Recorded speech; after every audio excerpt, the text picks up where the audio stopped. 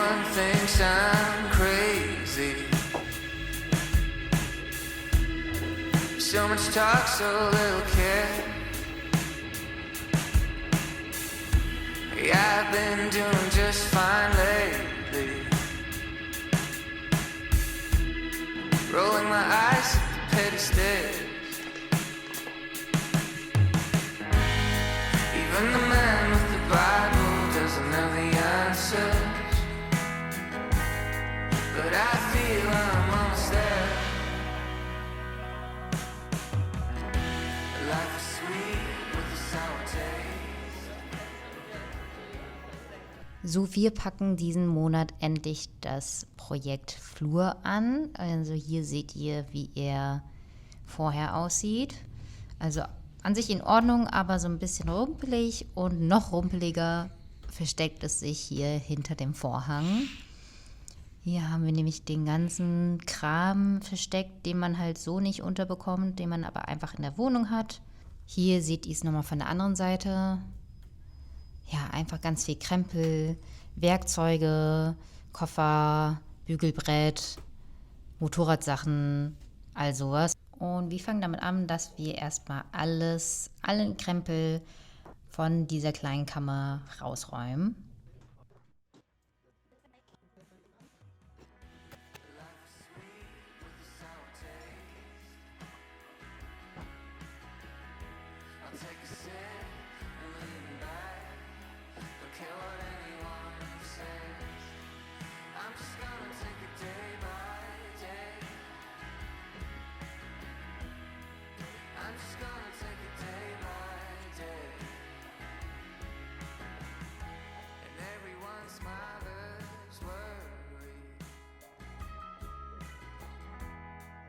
Take my word for what it's worth. Hey, I'm just swimming with the high tide. Could be bad, it could be much worse. Even the man in the suit, he doesn't know the answers, but I feel I'm pretty close. Life is sweet with a sour taste. I'll take a drive and lean back. Don't care what anyone says. I'm just gonna take it day by day. I'm just gonna take it day by day.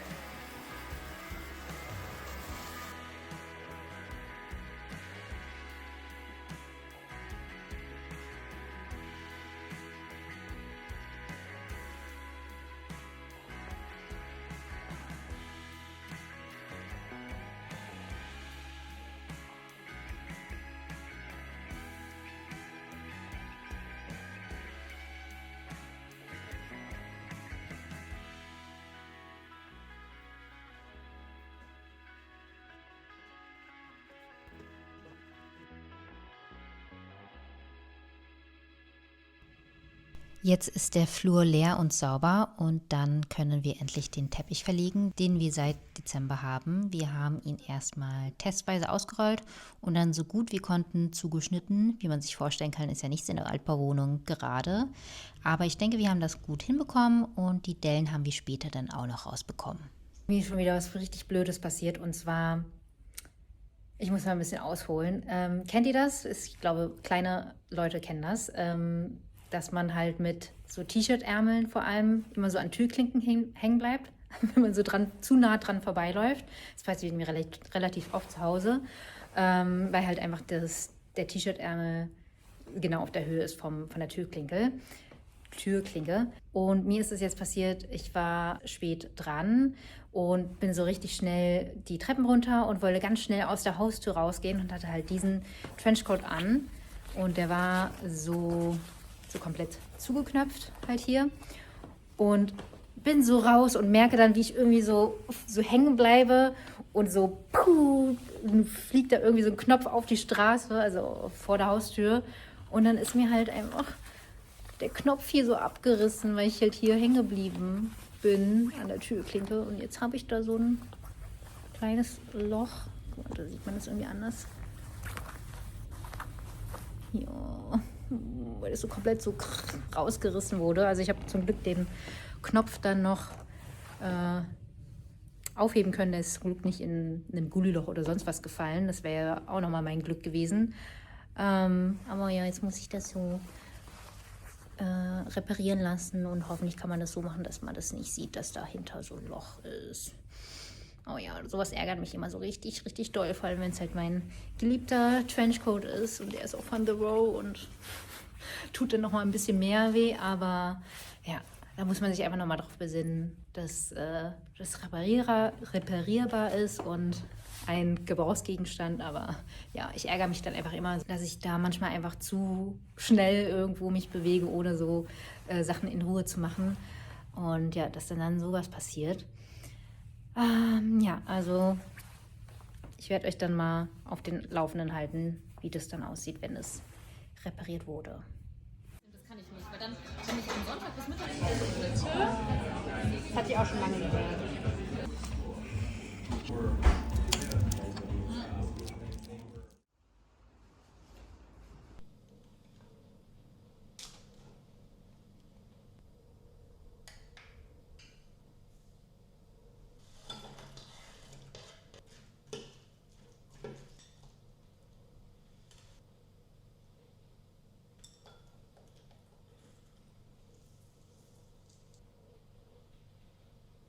Ich habe die Kommode jetzt mal verkehrt herum dahingestellt, um mal zu gucken, wie die Höhe so wirkt, weil die Beine gefallen mir einfach gar nicht bei der Kommode. Und wenn wir die Beine abmontieren würden, könnten wir die sogar noch weiter verwenden. Also es war eine Kommode, die wir schon ewig noch in der Kammer hatten. Und ja, bevor ich die verkaufe, kann ich ja gucken, ob wir die doch noch verwenden, weil wir schon noch ein bisschen so einen kleinen Stauraum am Anfang des Flurs brauchen. Und bevor ich da was Neues kaufe, gucke ich mal, was man da mit dem arbeiten kann, was man so hat. Und da probiere ich jetzt ein bisschen was aus. Der Punkt ist halt aber auf jeden Fall, dass wir diesen Gaszähler hier verdecken möchten, aber trotzdem, dass er dann immer noch erreichbar ist. Und ich probiere jetzt einfach mal ein bisschen was aus. So sieht die Kommode jetzt aus. Jetzt mit ihrer Funktion. Jetzt können wir da Schuhe direkt reintun. Und ich habe jetzt mal so ein paar Bücher aus anderen Räumen genommen und so ein paar Kleinigkeiten. Jetzt hier zum Beispiel eine Loewe-Kerze oder hier sind so Untersetzer, die ich aus den Philippinen habe. Und das Bild hing ja im Flur an anderer Stelle. Das sorgt jetzt dafür, dass diese Gaszähleröffnung ein bisschen verdeckt ist. Und ich finde, das ist eigentlich gut genug kaschiert. Und jetzt kann ich auch hier immer meine Tasche so dumpen, wenn ich nach Hause komme. Oder, weiß ich nicht, man kann Briefe, die man aus dem Briefkasten hat, direkt drauf tun. Oder erstmal ablegen halt, ne? Und ich finde, so ohne den Füßen von der Kommode gefällt mir das definitiv viel, viel besser. Ja, also wir brauchten irgendwie so ein Schuhregal im Flur, was nicht da hinten in der Ecke ist, wo man dann den ganzen Flur langlaufen muss, sondern relativ am Anfang ist. Da ist so ein Schuhregal halt einfach echt schon praktisch. Und ja, das eignet sich eigentlich echt ganz gut dazu. Ich habe auch erst überlegt, ob ich vielleicht hier so einen Vorhang einbaue. Ich kann euch mal so ein Beispiel einblenden. Aber eigentlich sieht es so auch okay aus. Das könnte man eigentlich auch so lassen. Es sieht einfach so viel krass ordentlicher aus als vorher. Aber natürlich haben wir halt in der Ecke jetzt noch keinen Schrank, wo die ganzen Sachen reinkommen müssen. Aber mit dem Teppich und allem und dass hier jetzt vorne keine Garderobe ist, das macht es auf jeden Fall sehr viel ordentlicher. Gefällt mir sehr gut. Den Spiegel hatten wir ja vorher schon auch da an dieser Stelle, den haben wir wieder dahin getan. Eigentlich würde uns auch ein kleinerer Spiegel reichen, aber ja, jetzt haben wir den Spiegel einfach noch, es sei denn, wir verkaufen den jetzt irgendwie demnächst an jemanden. Aber ja, der kann jetzt auch erstmal so bis dahin hier stehen bleiben, so wie er ist. Bei der Lampensituation, hier haben wir diese 3 Lampen. Ich weiß nicht, ob man die dritte sieht. Da hinten in der Ecke. Diese Hängelampen haben wir. Und da müssen wir uns noch was überlegen, weil wenn hier später halt der Schrank kommt, dann können wir hier keine Hängeleuchte mehr haben, weil dann kann man ja oben eine Schranktür nicht aufmachen. Und ja, da müssen wir uns überlegen, was wir da mit der Lampensituation machen. So, dann haben wir ja noch diese Bilderrahmen und da haben wir ja eigentlich ursprünglich einfach nur irgendwelche Fillerbilder reingemacht, die ich aus Zeitschriften rausgeschnitten habe, wo ich dieses Bild von Amber Valletta sehr gerne mag. Aber da war es ja jedenfalls auch nicht gedacht, dass wir das ewig hier in den Bilderrahmen drin haben. Und das müssen wir demnächst auch mal angehen und uns da die richtigen Fotos raussuchen aus unseren Erinnerungen oder Reisen. Ja, welche davon wir printen lassen wollen und dann einrahmen möchten.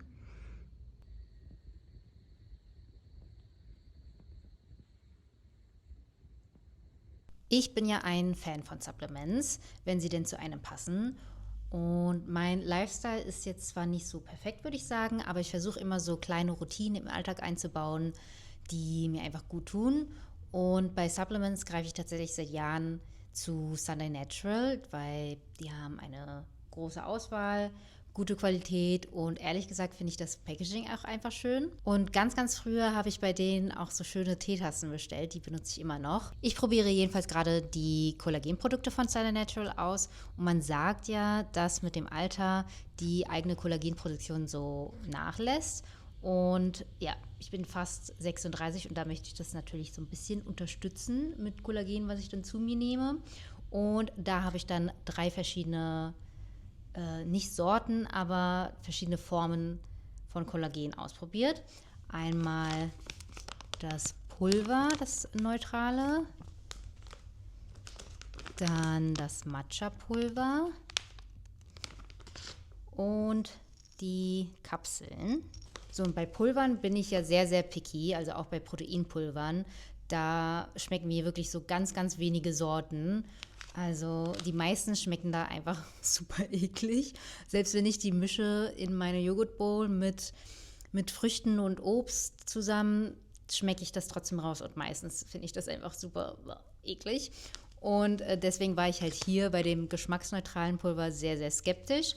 Aber ich habe es ausprobiert in meiner Frühstücksbowl und ich schmecke es nicht heraus. Das ist schon mal sehr gut. Das Matcha-Pulver ist auch nice, weil das verbindet dann direkt gleich 2 Sachen. Also Matcha und Kollagen. Und ich liebe ja Matcha. Und das schmeckt auch gut. So, und dann noch die Kapseln. Also wenn ich mal was anderes frühstücke oder wenn ich keine Lust auf Matcha habe oder wenn man auf Reisen ist, dann sind Kapseln natürlich praktisch. Dann kann man sich halt eine bestimmte Stückzahl einpacken und hat die dann dabei und dann ist egal, was man frühstückt und kann da so in der Routine bleiben. Also ich habe dann ja immer zum Traveln auch immer so eine Supplement-Travel-Box. Und ja, ich habe übrigens auch einen Code für euch. Mit Nisi gibt es 10% auf alles, außer Sets und Bundles oder Rabattiertes, bis zum 30. Juni, falls ihr da sowieso gerne bestellt oder ihr was Neues ausprobieren möchtet. Wie findet ihr übrigens mein Mikrofon? Ich habe euch das ja eigentlich schon im Januar gezeigt, weil ich das zu Weihnachten bekommen habe. Aber ich habe es da noch nicht so richtig hinbekommen, dass der Ton so richtig ist und nicht so gedämpft. Und mittlerweile habe ich es dann hinbekommen, dass es gut klingt und dass ich auch die native Videoaufnahme-App von iPhone benutzen kann. Ich brauche dann nämlich einen Receiver und jetzt funktioniert das einfach. Und ich könnte auch flüstern, wenn ich möchte. Ist jetzt nicht so, als würde ich ASMR-Videos machen wollen, aber ich könnte, wenn ich möchte. Und ja, es macht auch Spaß zu benutzen und ich muss nur aufpassen mit meinen Händen, weil ich sonst relativ viel immer so rumfuchtel. Aber ja, jetzt brauche ich mir nicht mehr so große Sorgen machen, wenn eine Bahn an meiner Wohnung vorbeifährt oder der Nachbar wie vor 5 Minuten unten super krass Musik anhat, weil er irgendwie auch so ein Fitnessstudio hat oder so. Und kann einfach ganz normal in normaler Lautsprecher Lautstärke sprechen und ihr könnt mich trotzdem gut verstehen. Ja, so viel dazu. So, unsere Bestellung mit den ausgedruckten Bildern ist angekommen und ich habe schon ein bisschen geguckt. Also ich habe hier jetzt mal so die 2 Fotos aus Japan offen, die ich habe drucken lassen, damit ihr das mal ein bisschen sehen könnt. Eigentlich kann ich euch das ja eigentlich auch hier im Bildschirm einblenden. Das ist, glaube ich, wahrscheinlich besser als so über dem Bildschirm. Aber ja, das ist jedenfalls jetzt eins davon. Und ich muss sagen, ich hätte das Schwarz ein bisschen schwärzer erwartet. Also es hat ja sehr dunkle Stellen, weil viel Schatten hier im Spiel sind in dem Bild. Ich weiß nicht, ob man das im Video sieht, aber hier ist das alles so ein bisschen milchig. Und ich weiß nicht, ob ich hätte ein anderes Papier auswählen sollen. Ich habe jetzt ein eher mattes Papier genommen, weil ich das schöner finde als glänzende und glänzendes Papier immer so sehr extrem glänzt. Weiß ich jetzt nicht, ob es daran liegt, aber naja, man kann da ja, glaube ich, jetzt nicht Sachen zurückgeben, deswegen nehme ich das jetzt einfach so, wie es ist. Und naja, es sieht auf jeden Fall nicht schlecht aus und ich denke, wenn man nicht weiß, wie das Original aussieht, dann ist es auch okay. Aber gucken wir uns mal die anderen Bilder an.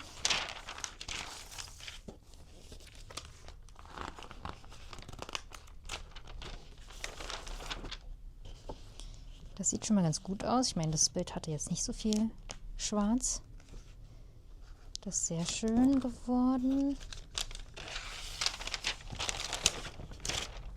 Das sind übrigens alles Bilder, die analog geschossen wurden.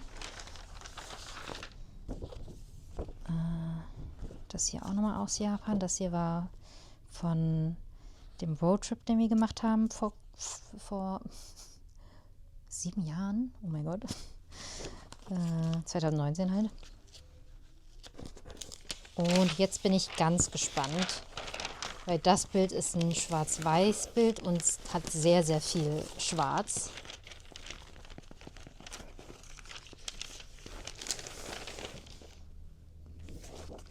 Das ist ein Foto, was unsere Freundin Annelies geschossen hat und das ist einfach so ein cooles Foto, weil es so ein bisschen Renaissance-mäßig ist, weil überall was passiert oder irgendwie ein Mensch ist.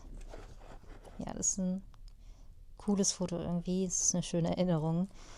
Und ja, ich bin mal gespannt, wie die Bilder eingerahmt aussehen. Es ist auf jeden Fall schön, dann endlich Bilder zu haben, zu der wir dann wirklich eine Verbindung haben. Und es sind immer schöne Erinnerungen, Hochzeit, Japanreise, wo wir quasi als Honeymoon da waren und USA Roadtrip.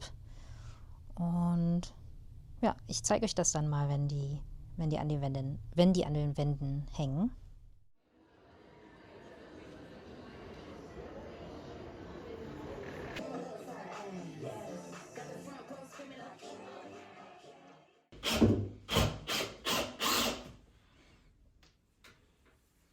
Und tada!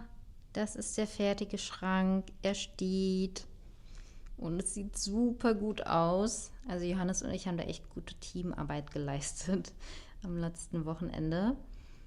Und wir mussten es halt auf jeden Fall so ein bisschen ausgleichen von den Füßchen her, weil wie typisch für den Altbau ist alles krumm und schief, also sowohl der Boden als auch die Wand.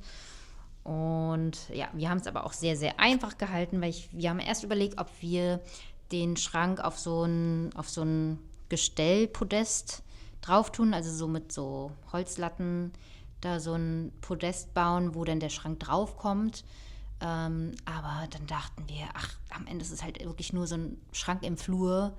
Das sind jetzt einfach auch nochmal so ein paar extra Steps und extra Aufwand, wo wir abgewogen haben, ja, nee, sparen wir uns, wir lassen es jetzt einfach so und ja, so haben wir es jetzt auch einfach aufgebaut und das reicht auch vollkommen. So genau guckt man jetzt auch nicht hin und auch hier von der Höhe her, wir haben ja so 3,50 Meter hohe Decken im Flur, glaube ich, ungefähr. Und dann aber auch hier diesen Balken Und da haben wir erst gesagt, okay, wir können hier so eine Verblendung bauen, die sich da so einfügt und so weiter. Aber ehrlich gesagt, kann es auch einfach so bleiben. Weil es ist schon krass weit oben. Es ist einfach so ein Overkill, da das nochmal extra zu verblenden. Weil wozu? Es ist ja groß genug. Und wenn ich jetzt aus einem anderen Raum komme, also ich bin zwar nicht so groß, deswegen ist meine Sicht einfach nochmal anders, weil ich sehe das jetzt so die meiste Zeit, wenn ich reingucke, sehe ich keine Öffnung oben und dann halt, ja, da muss man halt genau nach oben hingucken, aber ich finde es so auch voll in Ordnung. Ich finde, von meiner Seite aus kann es einfach so bleiben. Und ja, oh mein Gott, guck mal, wie ordentlich das ist. Kein Chaos mehr, sondern einfach nur ein Schrank und man kann einfach wieder diesen Durchgang benutzen.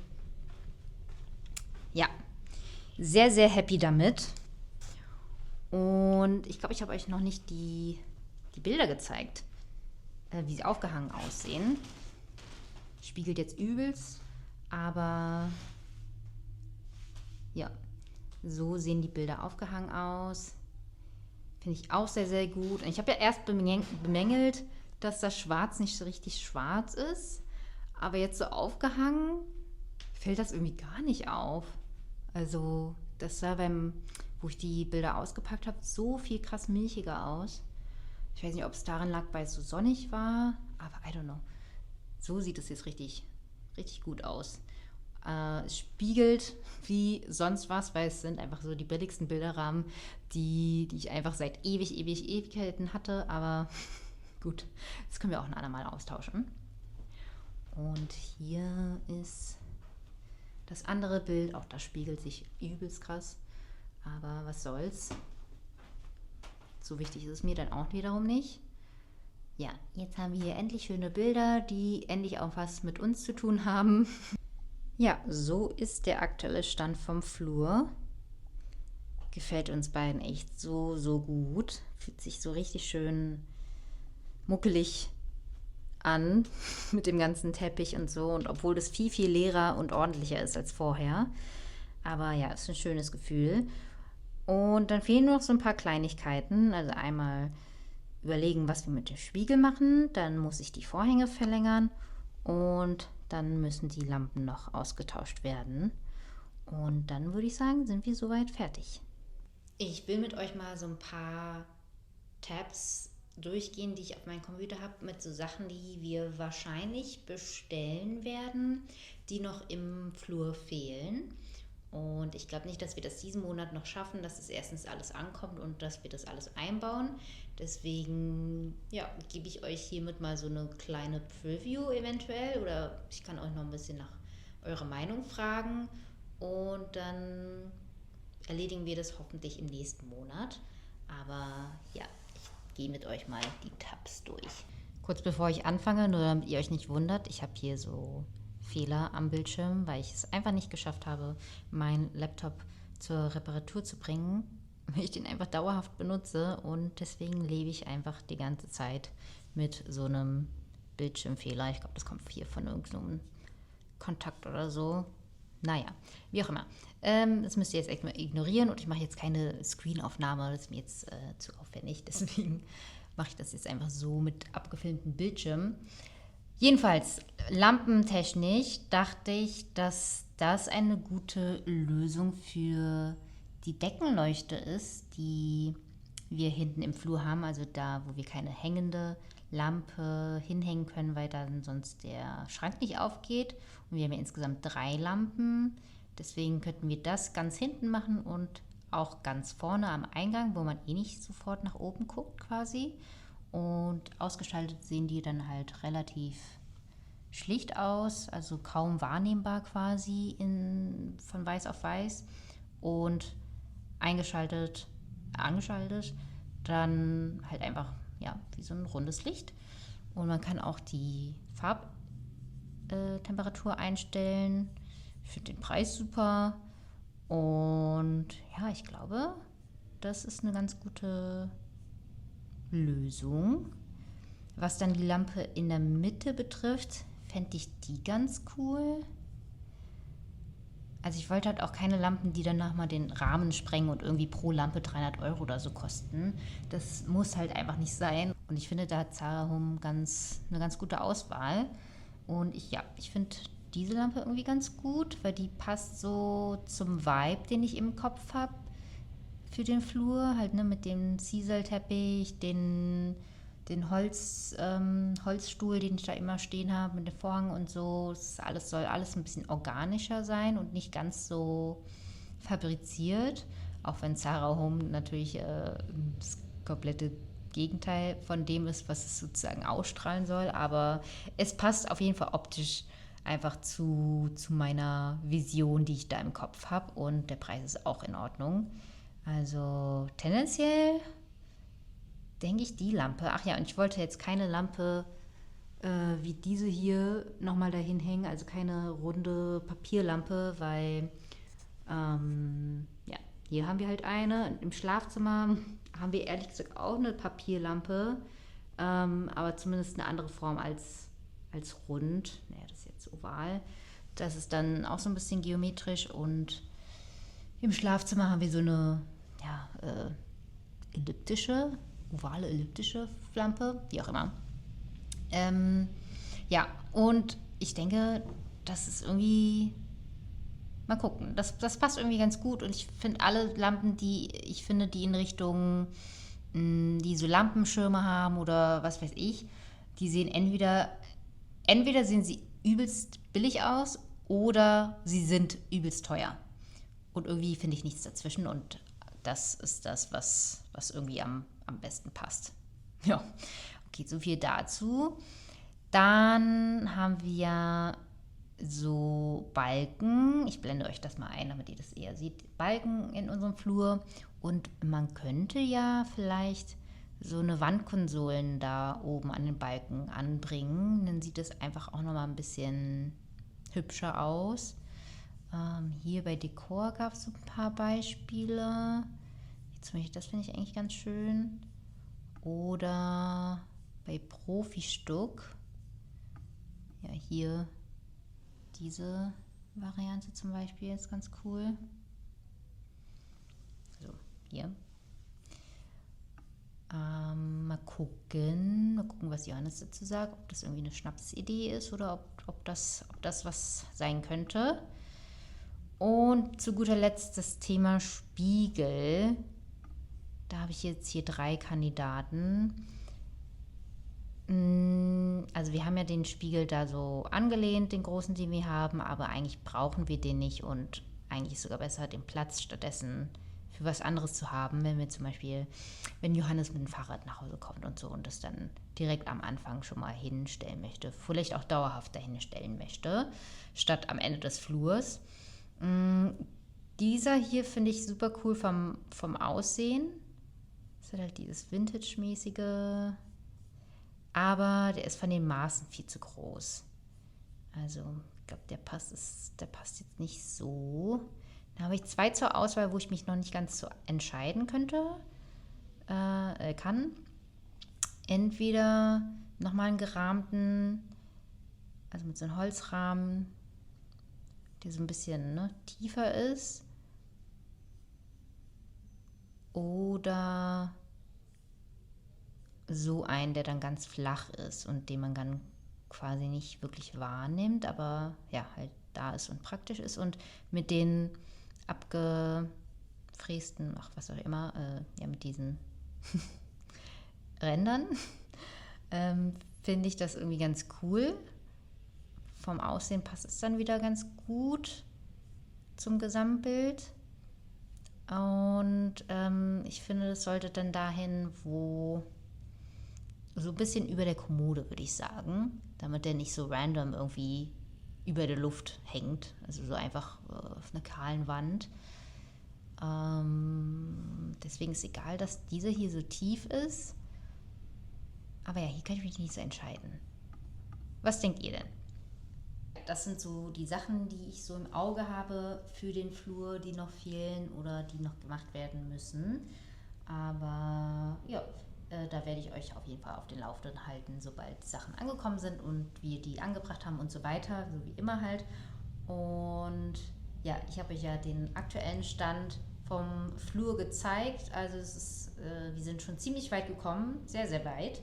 Und es sind jetzt eigentlich quasi nur noch kleine Details, die fehlen. Also ich würde vielleicht sagen, dass wir 90% fertig sind mit dem Flur. Und das 100%ige Endergebnis werdet ihr dann im nächsten Monat sehen. Und ja, ich würde sagen, damit würde ich mich auch von euch verabschieden. Ich hoffe, der Vlog war interessant für euch. Ich glaube, das Thema Flur war so der Hauptanteil in diesem Monat. Es hat auch am meisten Zeit in Anspruch genommen. Und sonst, ja, so kleine Kleinigkeiten habe ich noch so eingeblendet, die ich mal gefilmt habe, wenn wir irgendwo essen waren, oder wir waren zweimal im Kino diesen Monat. Einmal bei The Drama und Der Teufel trägt Prada 2. Über The Drama würde ich am liebsten sehr, sehr viel noch quatschen, aber ich glaube, kann halt sein, dass einige von euch das noch nicht gesehen haben, und ja, trotz Spoilerwarnung und so habe ich jetzt keine Lust, da irgendwie aus Versehen was zu spoilern oder dass da jemand das vercheckt und sich dann spoilert. Aber ja, insgesamt kann ich nur sagen, ich fand es auf jeden Fall sehr, sehr, sehr gut. Ja, egal, ich will jetzt auch nicht weiter rumlabern. Das war mein Monat April und dann sehen wir uns im nächsten Monat wieder. Tschüss!